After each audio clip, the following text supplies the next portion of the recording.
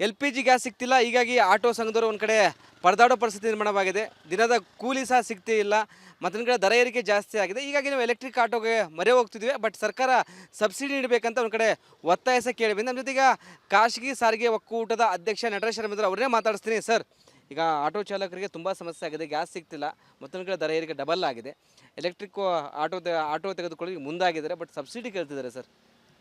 ನೋಡಿ, ಈಗ LPG ಸ್ಟೇಷನ್ಗಳಲ್ಲಿ ತಾವು ನೋಡಿದ್ರೆ ಸುಮಾರು ಬೆಳಿಗ್ಗೆ ನಿಂತ್ಕೊಂಡ್ರೆ ಮಧ್ಯಾಹ್ನಕ್ಕೆ ಫಿಲ್ಲಿಂಗ್ ಆಗ್ತಾಯಿದೆ, ಅಷ್ಟು ಕ್ಯೂ ಇದೆ. ಈ ಕ್ಯೂ ಜೊತೆಯಲ್ಲಿ ಇವತ್ತು 64 ರೂಪಾಯಿ ಇದ್ದಂಥ LPG ದರ ಇವತ್ತು 95 ರೂಪಾಯಿ ತನಕ ಇವತ್ತು ರೇಟ್ ಹೋಗಿದೆ.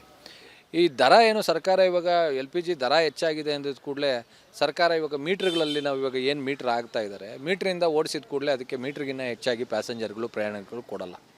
ಇವತ್ತು ದೊಡ್ಡ ಮಟ್ಟದಲ್ಲಿ ಇವತ್ತು ಹೊಡೆತ ಬೀಳ್ತಾ ಇದೆ.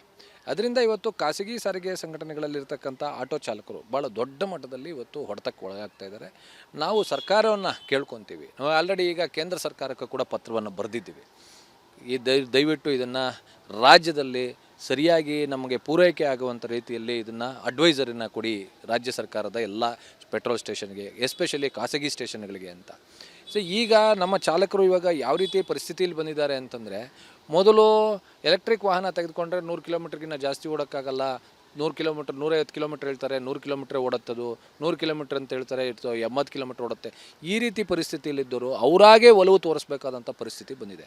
ನಾನು ರಾಜ್ಯ ಸರ್ಕಾರದ ಮೇಲೆ ಒತ್ತಾಯ ಹೇಳೋದು, ಈ ರೀತಿಯಾದಂಥ ಎಲ್ಲ ಅಂಶಗಳನ್ನು ಗಣನೆಗೆ ತೆಗೆದುಕೊಂಡು ರಾಜ್ಯ ಸರ್ಕಾರದ ಮಾನ್ಯ ಮುಖ್ಯಮಂತ್ರಿಗಳು ಎಸ್ಪೆಷಲಿ ಆರ್ಥಿಕ ಇಲಾಖೆ ಅವ್ರ ಹತ್ರ ಇದೆ, ಒಂದು ಸಬ್ಸಿಡಿಯನ್ನು ವಿತರಿಸಬೇಕು.